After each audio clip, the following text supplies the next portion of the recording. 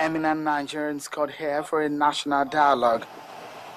Most of them seated in this room have one thing in common. They graduated from some of the unity schools in Nigeria. Well-wishers who have joined us. Building the nation through unity in the schools is the focus of the conversation, and the old students of the Federal Government College, Kano, put this together. The conversation starts with a keynote address by the chairman of the Nigerian Human Rights Commission, Professor Chidi Odinkalu, himself an alumnus of a unity school. Where are those Nigerian kids who can trade confidence with the rest of the world these days? We're not going to produce them in private schools. And the idea that somehow you can outsource the responsibility of forging a country to private providers, to private education, and trust them to give you a country is nonsense.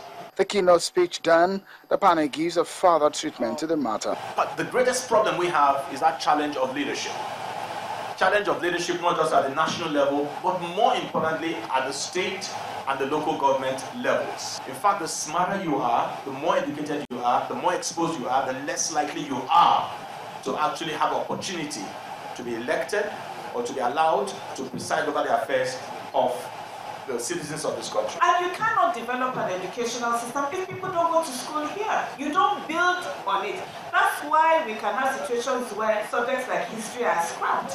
Why would you scrap history? I mean, on what basis? Education has a cost that someone must bear. It's not a fanciful statement, but it's the truth. But we can't sustain a system where everybody is giving that subsidy, and that is what has practically killed the system. The audience too joined in the conversation, questions and some expression of agitation, perhaps desperation of the need to urgently restore education sector's lost glory. Nigeria is the most populous black nation and boasts of the biggest economy on the continent, but sadly, it is said that about 10 million of the 30 million student population of school age are not enrolled in any school at all. This evidently shows the sad state of the Nigerian education sector. But those thoughts, such as the ones shared in this room today, might be some useful tools and tips for the current government to use in taking the Nigerian education sector out of the rubble. From Lagos, Seun Okinbaloye reporting for Channels Television News.